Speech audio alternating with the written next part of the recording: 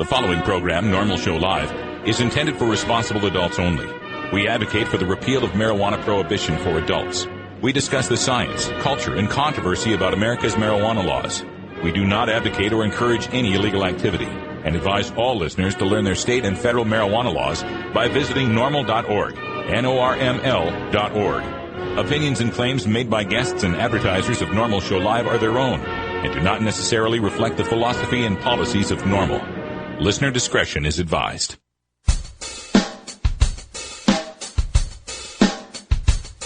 take a seed, you plant it, you grow it, you dry it, you roll it, you smoke it. You take a seed, you plant it, you grow it, you dry it, you roll it, you smoke it, and it goes down smooth. Hey! Spanning the continent to bring you the truth about cannabis and marijuana law reform. I smoke pot and I like it a lot. From the promise of legalization. And I think we need to rethink and decriminalize our marijuana laws. To the agony of prohibition. One major responsibility is to encourage people to use less drugs. The National Organization for the Reform of Marijuana Laws presents Norml Show Live, Marijuana Nation. Now, here's your host, Norml's Outreach Coordinator, Radical Russ Belville. Good afternoon, tokers and tokats, and welcome. It is Tuesday, November 11th, 2011, and it's November 1st, not November 11th. Too many 11s. It's November 1st, 2011. Let's start over. It's November 1st, 2011, and it's got to be 420 somewhere in the world. Probably came a little too early here at Rolla J Studios, judging from my intro. But welcome to the show. Glad to have you here. Hope you had a fun Halloween night. We sure did here. Had a lot of guests come over. We had Sarah Frank and her kids, and Jen Alexander and her kids came by. Amy McColm and her kids. I mean, lots of kids here for the Halloween. I got all spooky up there in the porch area. Put on the spooky background music and the spider webs and the ghouls and the costumes and everything. Oh, it was a lot of fun. I hope you had as much fun as I did. Now, on today's show, well, it's kind of interesting show today. Cannabis Carrie's not with us today. She's taking care of business up there in Grass Storia, getting some important stuff done. So she's got the day off today. But joining me here in the studio for Todd's Toker Topics later in the day, we have Todd Armstrong. How you doing, Todd? Excellent, excellent. How about yourself, Mr. Belleville? I'm doing just fine. How was your Halloween? It was nice. I hung out at home, but then I got messages today on Facebook asking if I was all right because I looked down. I later found out a comic went as myself, as his costume, and performed as myself in Portland, and I guess he looks like a depressed Todd when he's in costume. Oh no! So I am fine, but Dawn Frost looks like a sad Todd Armstrong, I guess. Okay, I don't know how it works out. You got Todd's Toker Topics coming up later today. What's our topic? Stoners and their pets. Stoners and their pets. Good topic. All right. Also on today's show, we have got Robert Wolf from the Oregon Marijuana Policy Initiative. He's joining us to talk about the plans for legalization here in the state of Oregon. Also, today we've got our Electric Tuesday music for you, and I'm bringing you another tune from one of my favorite groups, the Chain Gang of 1974. You know them from that song, Bob Your Effin' Head. Well, I got another song from them called Ethical Drugs. We're going to play that at 20 after. But before all that, we get to our hemp headlines, and in today's headlines, all sorts of interesting news.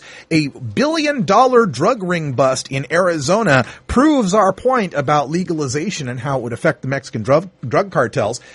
Berkeley Patients Group finds that marijuana is preferred over many prescription medications amongst at least 2/3 of their patients. The American Society for Addiction Medicine is, surprise, coming out against marijuana legalization. And an excellent piece by Eric Sterling from the Criminal Justice Policy Foundation on the 1986 drug law that celebrated its 25th anniversary and all of the unseen consequences from that 86 drug law. We'll break those down for you in the hemp headlines today. Stick around. It's Norml Show Live, the voice of the Marijuana Nation. We're coming back with the news right after this. This is Norml Show Live, the voice of the Marijuana Nation. The law offices of Omar Figueroa would like to remind you to stand up for your rights. Please do not give up your precious liberties. There's nothing wrong with standing up for our constitutional rights, and in fact, it's the only way to honor the Constitution that gives us these precious rights. Treat law enforcement with respect and respect the Constitution by standing up for your rights. If you are detained or arrested, stand up for your rights by repeating, I respectfully invoke all of my legal and constitutional rights. I do not consent to any search or seizure. I want to remain silent, and I want to speak with my attorney, Omar Figueroa. Omar Figueroa has more than a decade of experience in federal and California courts and graduated from Yale University, Stanford Law School, and Trial Lawyers College. Please contact the law offices of Omar Figueroa at 415-489-0420 or 707-829-0215 or on the web at www.omarfigueroa.com. You're listening to Norml's Daily Audio Set. Weedmaps.com. I'm Radical Russ from Norml. In my job as outreach coordinator, I travel every month, and when I'm on the road, I need a fast, accurate way to find the medical marijuana dispensaries in the area. So I turn to Weedmaps.com. Weedmaps.com has the best dispensary locator online or on your mobile device. Search by zip code or let Weedmaps find you, and in seconds you'll have the addresses, phone numbers, and customer service reviews for the medical marijuana dispensaries in the local area. Weedmaps.com also has a section devoted to helping you find a doctor who understands and recommends medical marijuana under your state's law. You can even check prices on the Medical Marijuana Stock Exchange. Coming soon, you'll even be able to find the listings of Norml attorneys and chapters, local head shops and grow shops, and the best weed-friendly businesses. Weedmaps.com has the information you need to be an informed cannabis consumer. Visit Weedmaps.com today, a proud sponsor of the Norml Network. Inhaling deeply of the sacred smoke.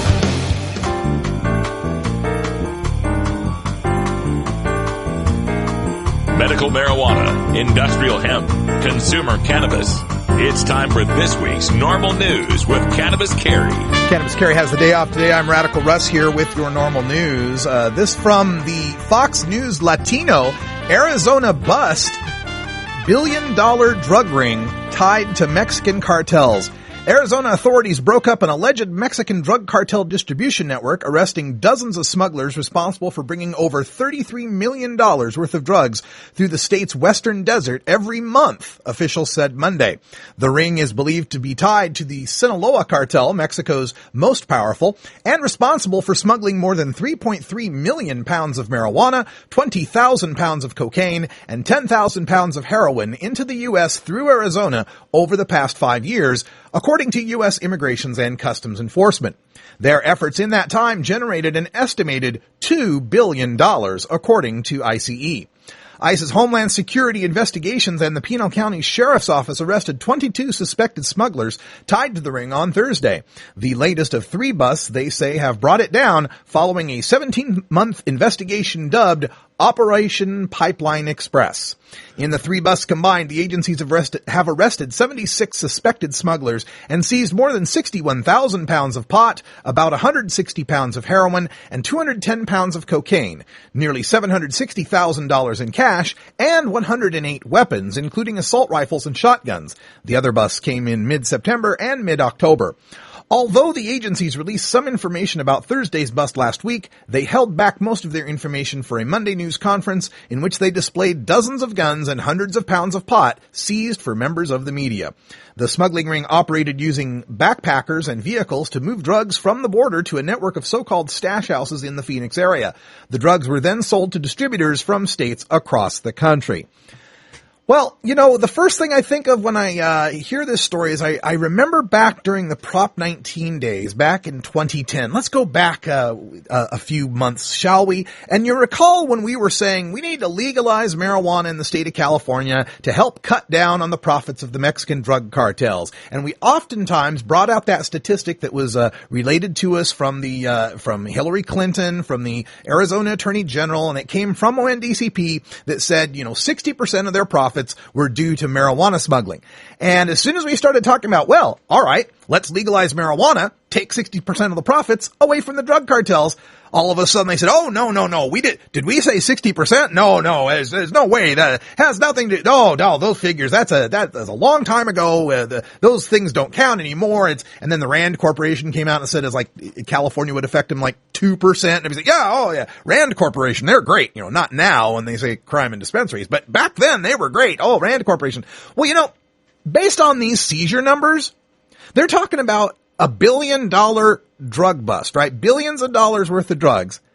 They seized 3.3 million. They say it's responsible for 3.3 million pounds, millions of pounds of marijuana, thousands of pounds of cocaine and heroin.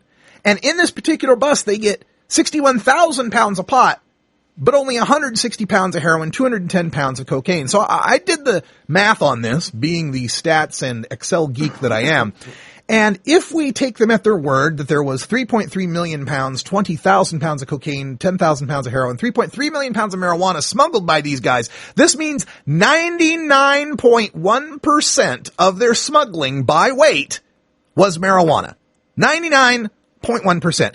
Even worse, based on what they seized in these recent busts, 61,000 pounds of pot, 160 pounds of heroin, 210 pounds of cocaine, that's 99.4% of it that is related by weight to marijuana in that bust.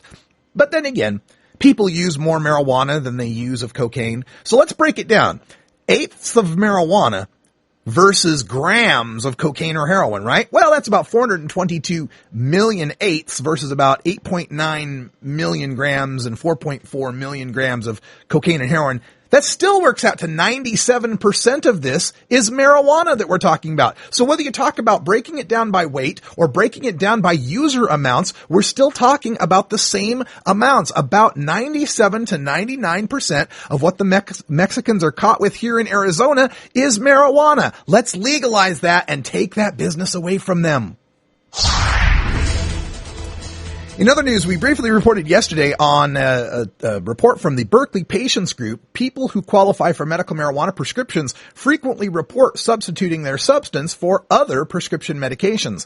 In an anonymous survey, 66% of 350 clients at the Berkeley Patients Group, a medical marijuana dispensary, said that they use marijuana as a prescription drug substitute. Their reasons? Cannabis offered better symptom control with fewer side effects than did prescription drugs. Those with pain symptoms said that marijuana has less addiction potential than do opioids. Others said marijuana helped to reduce the dose of other medications. Amanda Ryman, PhD, the Director of Research and Social Services at the Berkeley Center, said, quote, "Instead of having a pain medication, an anti-anxiety medication, and a sleep medication, they are able to just use cannabis, and that controls all of those symptoms." Almost 50% of those surveyed said they use cannabis 2 to 3 times per day. More than 75% of respondents said they had used cannabis for psychiatric disorders, including bipolar disorder, post-traumatic stress disorder, depression, anxiety, and persistent insomnia. Unlike some psychiatric drugs, they said, marijuana didn't leave them feeling like zombies. Almost 70% of those surveyed were men, and 66% were white, in line with the center's overall demographics. Respondents' mean age was about 40 years old and ranged from 18 to 81. About 2/3 were employed, 81% had at least some college, and 28% made more than $60,000 a year. More than half were single. About 75% had health insurance that covered prescriptions. Even so, quote, "they are still opting to utilize medical cannabis, which is not covered by insurance," end quote, Dr. Ryman said. About 70% said they had a chronic condition such as diabetes or arthritis. Just over half said they used marijuana for pain relief, including arthritis, migraines, and accident-related injuries.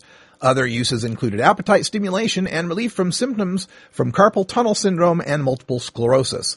The amounts used, typically 3 to 8 grams per week, were fairly stable, with about 70% reporting no change in marijuana use in the past 6 months.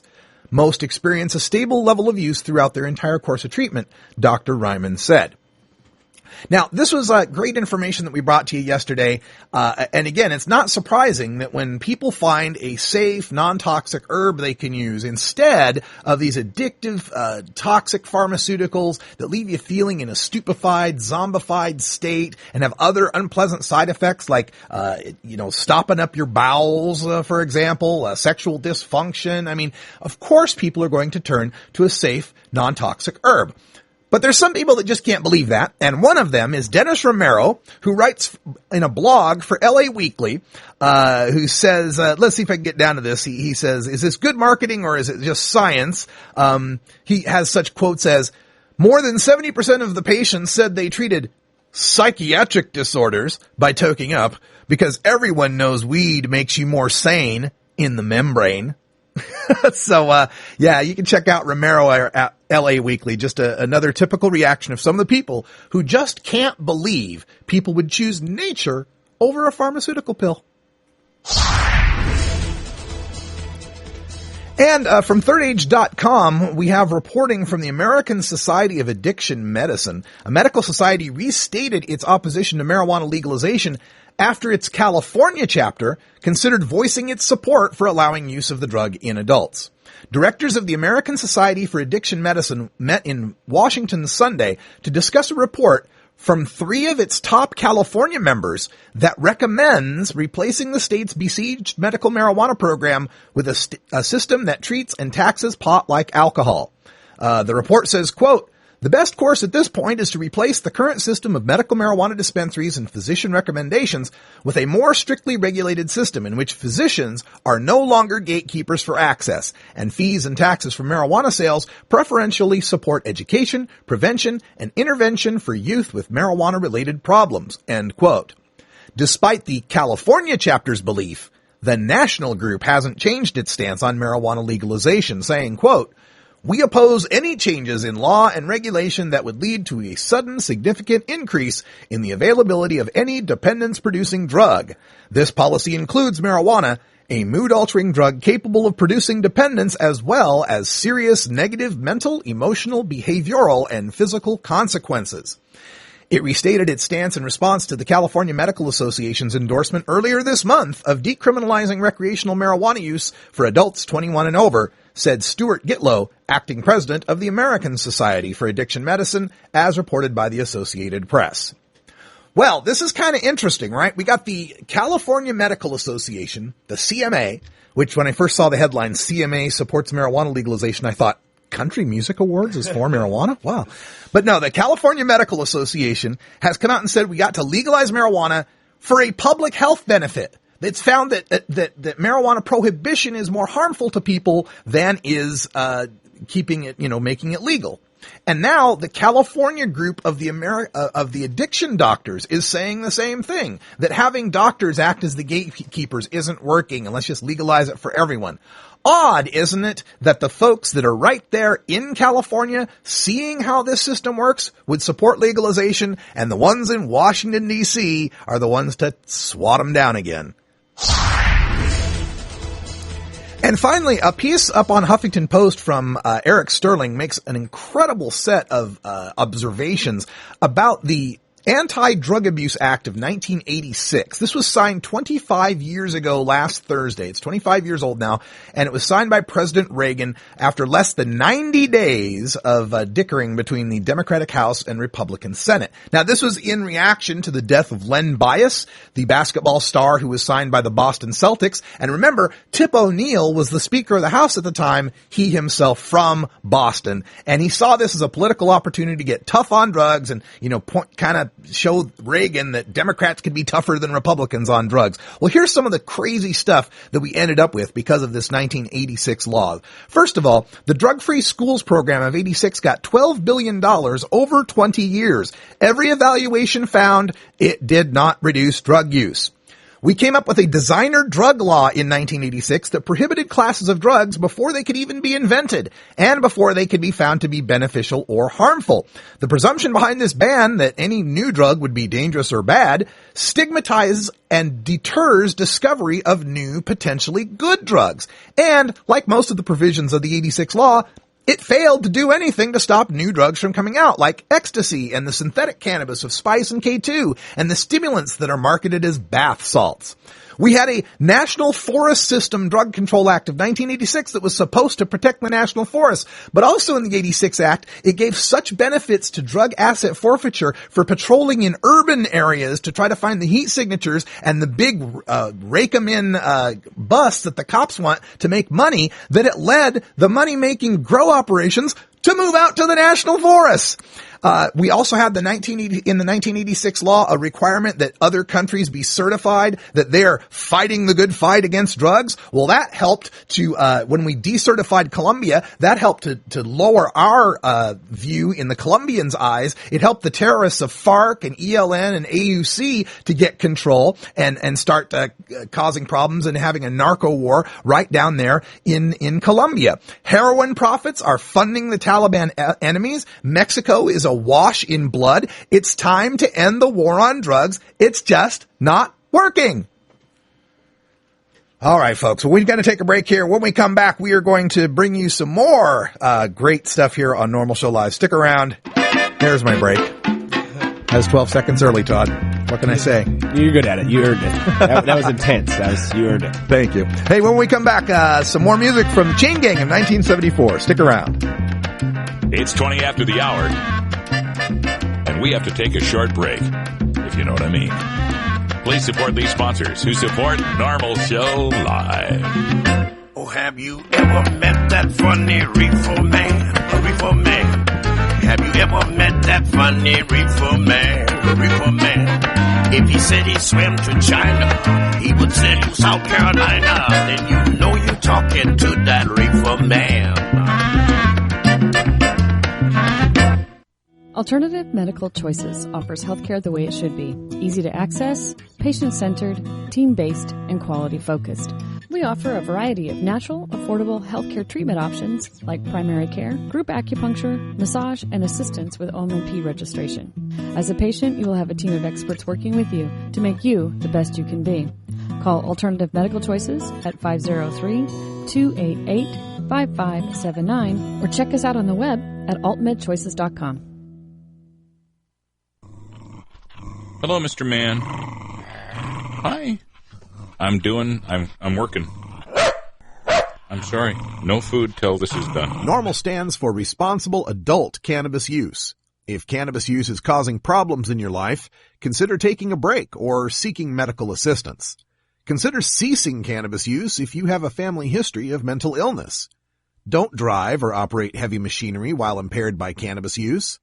Cannabis use is not without risks, even though the risks are far less than those posed by legal drugs. Hey tokers and tokettes, this is Radical Russ from Norml Show Live. We're proud to be the voice of the marijuana nation and proud to have you on our team. Now, you can represent NSL in your own Norml Show Live gear from handmadeapparel.biz. Adam Hand of Handmade Apparel is one of us and a huge supporter of our show. He's designed the classic blockhead line of NSL shirts, hoodies, hats, and more. Worn by Radical Russ, Cannabis Carry, and Ganja John on the show and at live events, the designs feature their iconic logos and the "It's got to be 420 somewhere in the world" tagline. Proceeds directly benefit Norml Show Live and HandmadeApparel.biz, one of our community's strongest supporters. You can also get your Cannabis Cure UK, Ganja John Show, Irie Island Hour, and more gear from the Norml Network at HandmadeApparel.biz. Visit HandmadeApparel.biz today.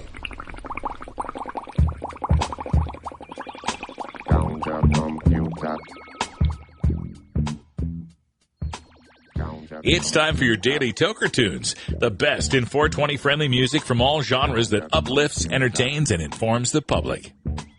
Today we bring you tunes for Electric Tuesday, our segment featuring the best of modern electric music in the genres of dance, new age, house, and experimental. If you'd like to submit your song to be played on Norml Show Live, send it to us at stash@norml.org. Now here's some more great independent marijuana music for today's Daily Toker Tune. All right, folks, welcome back. And for Electric Tuesday, you know, one of my favorite songs that is in our Electric Tuesday rotation is from a band with the great name, The Chain Gang of 1974. And you've heard it before on the rotation. It's called Bob Your Effin' Head. And I just love the tune. And I thought, yeah, let's check up on these guys and see what they're up to. Maybe we can find another song from them that would fit in the Electric Tuesday lineup. And sure enough, I did find this tune released just this year, June 21st, 2011, from the Chain Gang of 1974. This is Ethical Drugs. Dig it on your Electric Tuesday.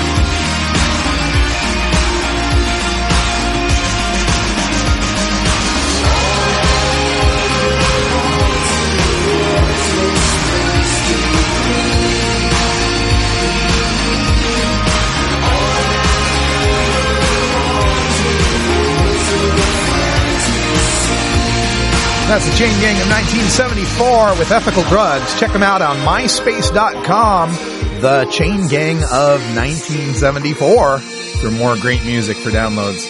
Hey, when we come back, it's Todd's Toker Topics. We're going to talk about stoners and their pets right after this.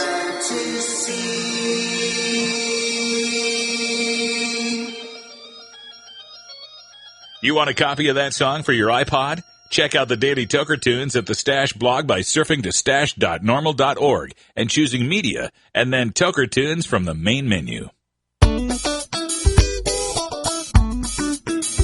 Don't touch that dial. We'll be right back after a word from these 420 friendly sponsors. Wait a minute. This is Internet radio. There are no dials here.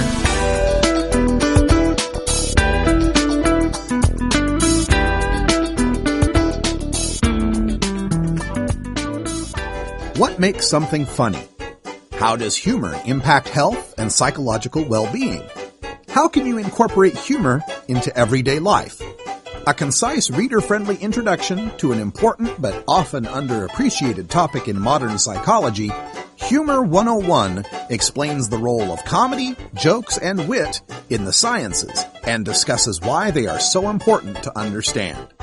Psychology professor Dr. Mitch Earlywine draws from his personal experiences in stand-up comedy to focus on how humor can regulate emotion, reduce anxiety, and diffuse tense situations, expose pretensions, build personal relationships, and much more. He irreverently debunks the pseudoscience on the topic of humor and leaves readers not only funnier, but better informed. It's part of the Psych 101 series from Springer Publishing, Humor 101 by Dr. Mitch Earlywine, Ph.D. It's true what they say, cops and women don't mix. It's like eating a spoonful of Drano. Sure, it'll clean you out, but it'll leave you hollow inside. Almost busted in Laredo, but for reasons that I'd rather not disclose. I smoke pot, and I like it a lot.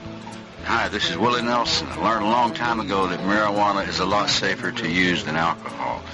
There's absolutely nothing wrong with the responsible use of marijuana by adults. It's time we stopped arresting and started respecting responsible marijuana smokers in America. And to learn what you can do to help, please contact Norml at www.norml.org or call toll-free at 888-67-NORML. The show was long and we were just sitting there, and we'd come to play and not just for the ride.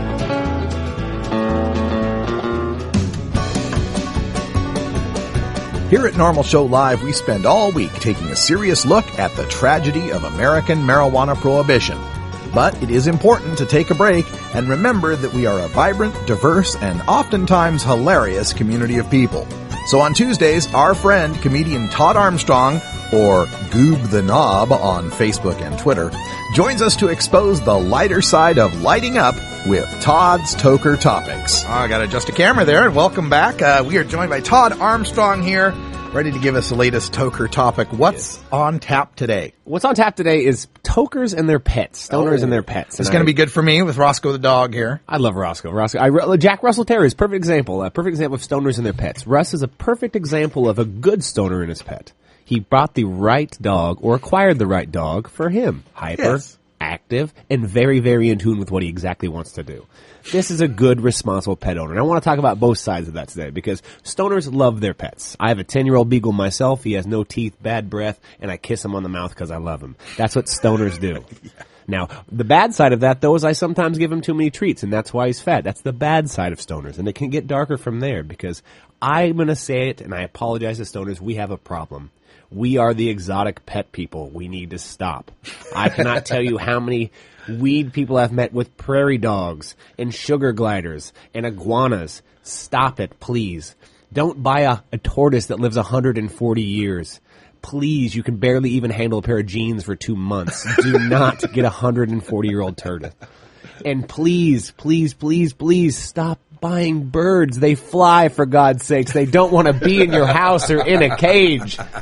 They make documentaries for us. We are there. We make documentaries. It's like having your face on a fish tank forever. Stoners, we quit doing fish tanks in the 70s. We can quit getting over the exotic pets of the 80s and 90s. We need to stop this. Look what happened in Ohio. I'm not saying he was a stoner who had 20 giraffes and 20 lionesses, and he was probably a stoner. Come on, people. We know these things. He had 20 lions. Who wants 20 lions other than a guy that's gotten really bored watching HD versions of BBC Planet Earth over and over and over again? Just like my dad, I knew he was a stoner when I was a kid because he had fish tanks. You know those things. You don't want to grow up with the smell of a bird or a fish tank. So 2 things I want to focus on is we need to stick with dogs and cats. They're mutually beneficial. They love you, they snuggle you, and for the longest time, dogs have been around with us. They eat our scraps, they alarm us when things are going on. Cats get rid of rodents, and also they get rid of really weird guys. I don't know why. Cats know I'm weird. I don't like cats because I'm allergic to them, so I'm a dog person, and I recognize that.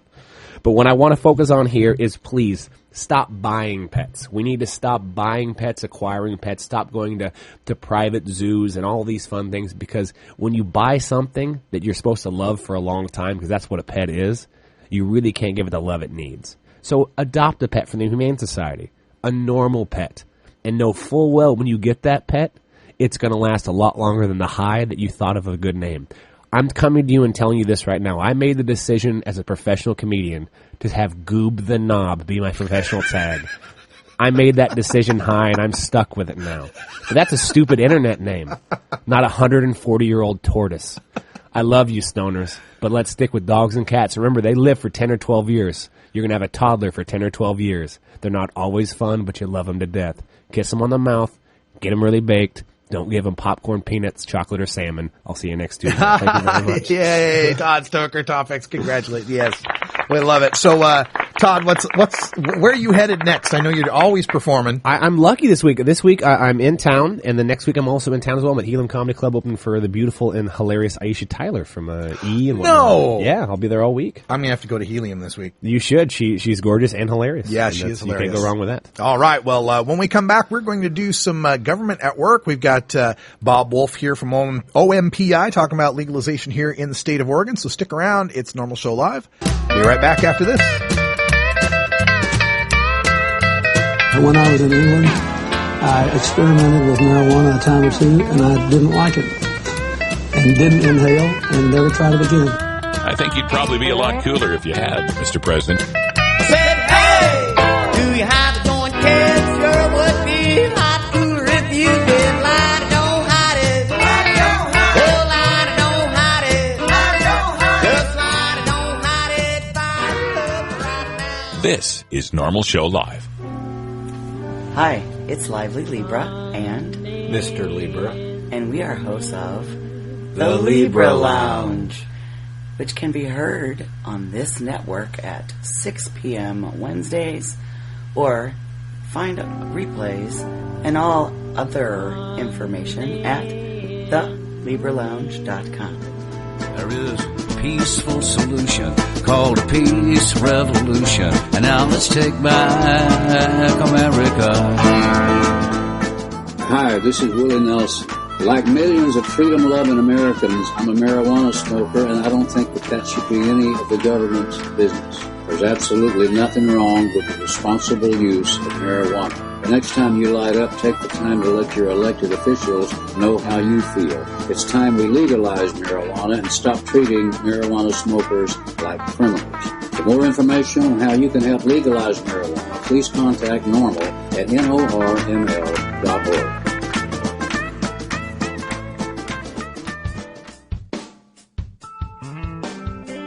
Norml stands for Reforming America's Prohibitionist Marijuana Laws, and that cannot happen without directly engaging our government and elected officials.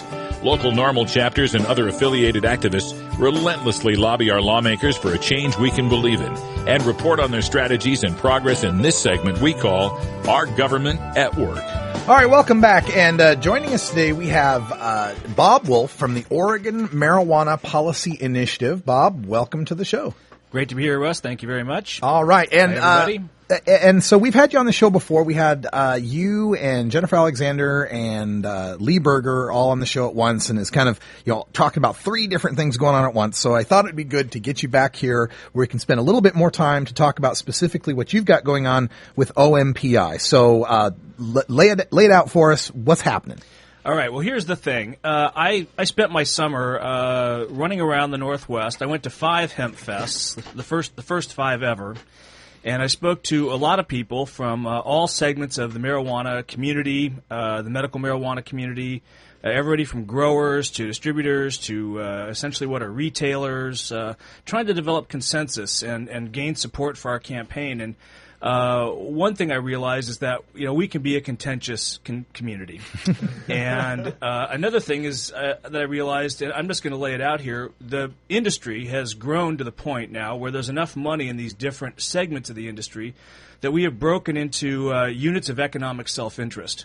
And people say, why aren't we working together? Well, it's because the growers and the retailers and the consumers sometimes have differing economic needs and revenue streams. Mm-hmm.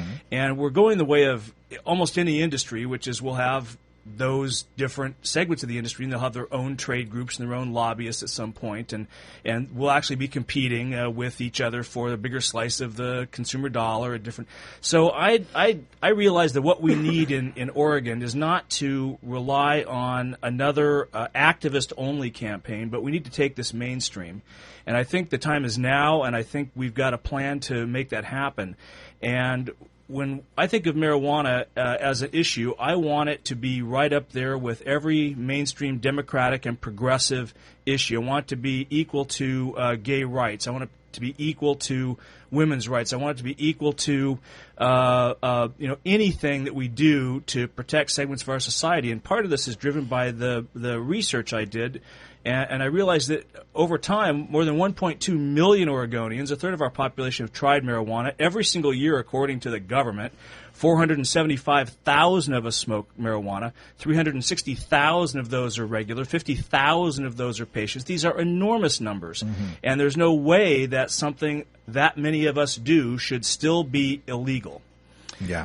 So I'm busy right now integrating our campaign into the mainstream of Oregon politics. We formed a PAC. We formed a petition committee. We're starting to gather signatures. And one of the most exciting things, and I'm afraid I can't be extremely specific, but we have landed a team of very mainstream, highly connected Democratic campaign experts who have done many positive things in the state, run many mainstream campaigns, gotten many mainstream, top-notch progressive politicians elected, and they've agreed to work on our campaign for the duration. Oh, fantastic. So what are we campaigning on specifically? Is there more than one thing? Well, let's get to that. The OMPI initiative is a constitutional amendment that would simply remove criminal penalties for adult use, possession, and production of marijuana for personal use. And it's 2 sentences long, and it leaves it wide open for the state to enact further regulation if it wants, such as a distribution or taxation or permit system, but it doesn't require it. And I contrast this. It's 3 sentences long, Russ. Everybody gets it. And it's sneakily and deceptively powerful. And if we pass it, we're going to have a mandate to open things up fairly wide for individuals to engage in nonviolent personal marijuana behavior without the threat of jail, criminal sanctions, felony sanctions, kids losing their scholarships for getting caught with a little bit of pot on campus, and all kinds of other negative things that right now affect us. This year, there's going to be 475,000 Oregonians that are going to be technically criminals, and that's just not right, and this initiative would stop it. Now, this is in direct contrast to initiatives in Oregon that are not looking like they're going to make the ballot, and it's also in contrast to initiatives in other states that are large, comprehensive, incredibly detailed, that attempt to impose on the voting public an entirely developed marijuana economy without debate. Yeah. And I think that that's a too big of a chunk of change for the public to swallow at one time. Well, we could contrast that with, or compare that with, the removal of alcohol prohibition. When that happened, they didn't go and say, all right, now the liquor shall be 3.2 beer and it shall be this % in proof and you can only sell till 2 and you can only do this, you can only say, they left that to the states to make up those decisions. They did. They left it to the states, and we want to a degree, leave it to the legislature, which is under the influence of the voters. But we remember, this is a constitutional amendment. We're putting this in the Constitution because we don't want the politicians to futz with it later, and we don't want the feds to be able to futz with it later either. And somebody may ask, well, is this the appropriate kind of thing to be in our Constitution? And I say it is. Prohibition was in the U.S. Constitution. The repeal of prohibition is in the Constitution. And our very simple 3-sentence amendment is the kind of simple statement of citizens' rights that directly belongs in the Constitution. And the details can be figured out statutorily or through rulemaking, through the legislature, through the voters taking up another initiative. And that's okay. But we want to enshrine in the Constitution that no one goes to jail for pot in Oregon. Here it is right here. You can go to the web at ompicampaign2012.org, and they got a link up there. You can click ballot measures, and here it is. Here's the 3 sentences. Except for actions that endanger minors or public safety, neither the criminal offenses and sanctions nor the laws of civil seizure and forfeiture of this state shall apply to the private personal use, possession, or production of marijuana by adults 21 years of age or older. Sentence 1. Sentence 2. The state may enact laws and regulations consistent with this amendment to reasonably define, limit, and regulate the use, possession, production, sale, or taxation of marijuana under state law. Important word there, may. And third, To allow the state time to enact laws and regulations consistent with this amendment shall become effective in the normal course, but shall not become operational until 6 months after its effective date. So basically, all right, here's the deal. We're dropping this on you. Constitutional right to personal use, cultivation, and you got 6 months to figure it out. Otherwise, it's just open season. That's exactly it. And the timeline is going to work something like this. Starting this summer, I'm going to impanel a group of people in the Oregon industry to have a series of public meetings and then devise a set of rules that we think should be in place when this measure passes. Then in November, the measure passes. The following 1st of February, the Oregon legislature convenes, and boom, we have our proposal on their desk, taking the high ground, letting them know that we got this passed, we have a mandate, and here's the rules that we'd like to have in effect. And let the debate begin. Yeah, I like it. It's very simple. And again, it's that model of the alcohol prohibition where it was, we just no longer make it a criminal offense. And now, now you've got the impetus here. You got the need to create the system. And now you can solicit input from the people who are already involved with marijuana. You can solicit input from law enforcement. You can solicit input from parents groups, whoever, whatever, however we want to decide it. Right. A lot of people will push back against the notion that elected officials or law enforcement have a say in the issue. And I find that to be, frankly, just a bit naive. Of course they have a role. Of course they're stakeholders. And we have to let them have input. They're going to be part of it.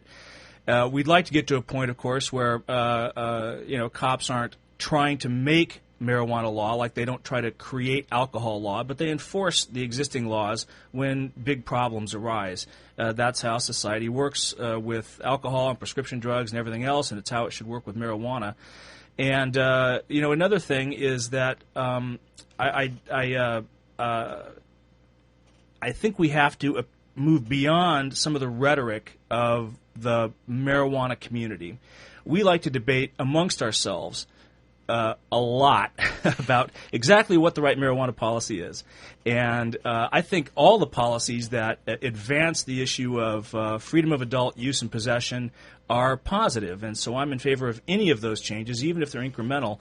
But I think for the general public, and our polling shows this, the talk about marijuana being the God drug granted to us by the deity, or that it should be free for all and no one should hinder the plant or that it's going to save the world because have you heard about the nutritional and fiber benefits?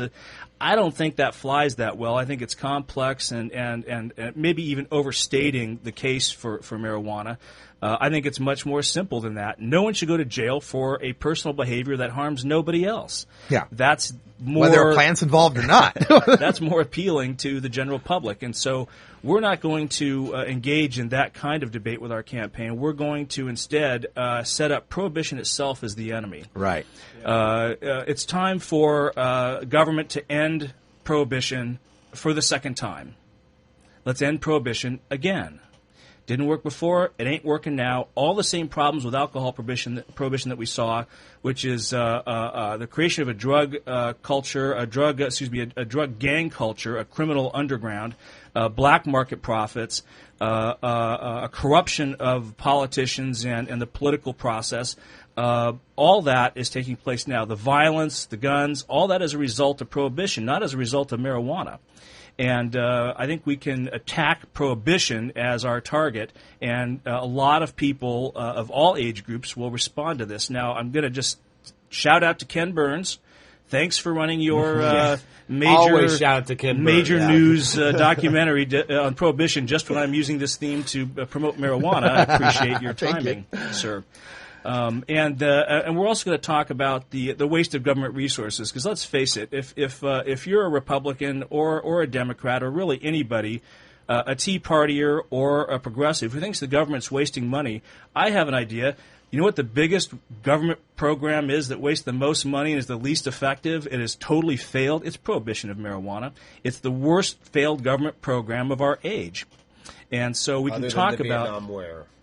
Well, war in general is unfortunately. I'm not going to tackle war. I think I can win on marijuana. I think I can win that one. War, I'm going to, that's next. It's afterwards. But basically, people don't want to spend money on this kind of silly attack of individuals engaging in nonviolent personal marijuana behavior anymore. It's a waste of time. It's a waste of money. It's a misallocation of our social resources, our political resources, our law enforcement resources. The police that are enforcing these laws do so because the laws exist. Some of them have a profit motive as well, and maybe we can start to take that away. But I don't think that enforcement of these laws is in accordance with our social mores anymore. Yeah. Nobody thinks that it's okay to go to jail for a little bit of pot anymore. That's right. We're at 50% for legalization overall nationwide and in every demographic group. Even the people that don't support it majority yet, every demographic group, it's risen since 2005. So time and tide is on our side. Hey, Robert, let's take a break. We'll come back and talk a little bit more. You've got another ballot measure we're looking at as well, and we'll dig a little deeper into the Oregon political scene. This is Norml Show Live, Voice of the Marijuana Nation. We'll be right back. All right, guys, here we go. We got the top 6 answers on the board. Name something that gets passed around. Chris. A joint. A joint. This is Norml Show Live, where a joint is always the right answer.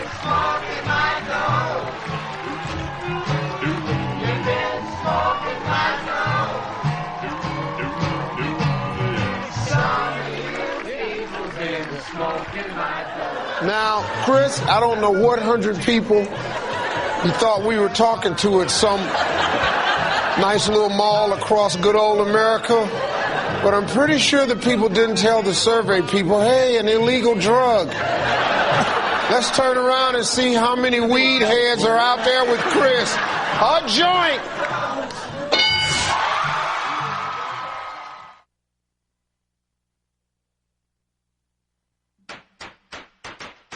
Are you or is someone you know a marijuana smoker? Have you or is someone in your family been arrested for a marijuana violation? You need to know the truth about pot. Norml, the National Organization for the Reform of Marijuana Laws, is the most comprehensive source of information regarding marijuana and its effects on health, as well as legal issues. Norml even offers a database of lawyers specializing in cannabis in your area. Norml, the nation's largest and most successful marijuana law reform organization, has spent decades gathering the knowledge and science on everything related to cannabis. Norml is the best resource to find out the truth about marijuana, connect with a lawyer in your area, or help find an end to prohibition. Information is available at norml.org. That's NORML.org. Or toll free at 888-67-NORML. Ever wonder how often to change your bong water? The most effective method for baking pot brownies? The best destinations for a ganja getaway? How to hide herb in your car? Whether to grow your own? How precisely to legalize it? Or how something as wonderful as marijuana ever got to be illegal in the first place? Finally, you can find all these answers and much more in the official High Times Pot Smoker's Handbook, featuring 420 things to do when you're stoned. Since 1974, High Times Magazine has covered marijuana in all its aspects and wonders, from cultivation to legalization to the herb's enduring and exalted place in popular culture. Packed with inside information, the official High Times Pot Smoker's Handbook rolls all of this collected wisdom together into a single indispensable ganja guide, including an entertaining look at marijuana's history, profiles of herb-friendly travel destinations and festivals, favorite potluck recipes from the High Times staff, smoking skills, advocacy and activism, essential marijuana movies and songs, profiles of famous cannabis strains, comprehensive growing information, celebrity endorsements, and much more. This is truly, finally, the ultimate guide to green living. All right, welcome back. We are sitting here with Robert Wolf from the Oregon Marijuana Policy Initiative, and of course Todd Armstrong still with us as well. And you mentioned briefly about we bicker amongst ourselves a lot, and there's a lot of entrenched interests now. With that in mind, how does medical marijuana, as it is here in the state of Oregon, with some 55,000 patients, and the way things are set up now, how much does that affect the way that you roll out the campaign? In that, I know with Prop 19, we had a situation where there was people that were actually against 19 because of medical marijuana. They didn't want to see medical marijuana go away. How do you address those fears and conflicts of interest, if it were? Well, first off, I-24, as our measure is now known, Initiative 24, doesn't change medical marijuana program in Oregon whatsoever. It doesn't even address it. It really addresses the needs of the other 425,000 regular users in Oregon and everybody who might use in the future, and takes away the possibility of criminal sanctions and felony penalties for them. The patients are absolutely with us. You know, one thing I've learned in my year of activism around cannabis issues is that the patients are real. They have real needs. Cannabis is extremely helpful, necessary for many of them. And whether we pass all the legalization or decriminalization laws in the world or not, they're still going to need special help, special attention. They need more cannabis than most of us. They need a specific kind of cannabis. They need help acquiring it because many of them are disabled or not terribly mobile. And so I think the medical program will always exist. However, some revenue streams might dry up, to be honest with you. If everybody can grow 3 or 5 plants without the chance of a criminal penalty, then fewer people might be inclined to try to get into the medical program. So the number of cardholders might go down. The number of cardholders goes down, all the clinics that are currently facilitating card acquisition for a fee, they might see a drop in business. And frankly, I'm not sure if that's a good thing or a bad thing. I think that medical marijuana has been a very important step in tuning up public awareness of and acceptance of cannabis as a widespread product that has legitimate needs. And I think also as we move forward with research into medical cannabis, there are going to be some real drugs that come out of that process that have widespread efficacy and will be used by a whole bunch of patients.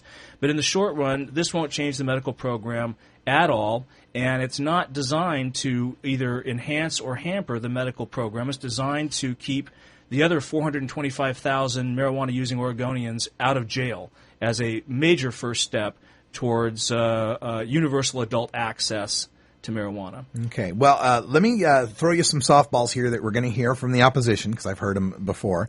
They'll say, well, number one, nobody in Oregon goes to jail really for pot anyway. Less than an ounce is decrim. Number two, my God, what about the children? Increased access for children. And number three, all those stone drivers on the road. All right. Well, tell me number one again. It was no one goes to jail. No one really goes to jail for pot. It's decrim under an ounce, man. I'll tell you what happens to 13,000 people a year in Oregon. They get cited, and they get a fine of up to $1,000 for possession of less than an ounce. Some of them go to diversion programs and get a reduced fine, but now they're in the system forever and ever. Amen. We actually have a situation where police officers in several counties aggressively check every traffic stop and every other stop they make against the patient database to see if somebody has a card. And then they ask for the card, even though they are legally enjoined from this behavior unless a marijuana activity that might be a crime is already underway. But they're doing it anyway, and we can't seem to find the way to easily stop them. I think that the real problem here, and they do arrest several thousand people a year on larger marijuana charges, although they convict only a handful, a dozen or 2 dozen a year. But they spend $100 to $150 million a year in doing this. And I think that the waste of money is equally big a problem as anything else in the industry. And the fact that they have a revenue stream coming from writing 13,000 citations every year, and they have a revenue stream coming from property and asset forfeitures, I think that gives us police for hire by outside sources other than the communities where they police. And I think that their activities of the police, let's see if I can phrase this the right way, the profit motive for police to go after marijuana users has to be removed, and this would take care of that as well. So not that many people do go to jail, but almost 1 million people a year nationwide get arrested anyway for marijuana, and 13,000 get cited for marijuana possession alone in Oregon every year. And we need to put all that to bed. This is a misallocation of police time and resources and money, and we need to stop it. We need to stop it, and you can do so here in Oregon. Get involved at OMPIcampaign2012.org. Robert Wolf's the head of OMPI, and thanks for joining us again. Of course, thank you. All right, folks, check out the links at our blog at stash.norml.org. We'll have all of this information for you as well. Get educated so we can get it regulated. It's time to end prohibition of marijuana for adults, and you can do it because they aren't going to legalize marijuana. We are. All right, I'm Radical Russ for everyone here at Norml.org. Thanks for joining us. Until next time, take care of each other, tokers. We love it. We love the earth. This is Norml Show Live, the voice of the marijuana nation. Take it on one more time. You take a seed, you plant it, you grow it, you dry it, you roll it, you smoke it. You take a seed, you plant it, you grow it, you dry it, you roll it, you smoke it. You take a seed, you plant it, you grow it, you dry it, you roll it, you smoke it, and it goes down smooth.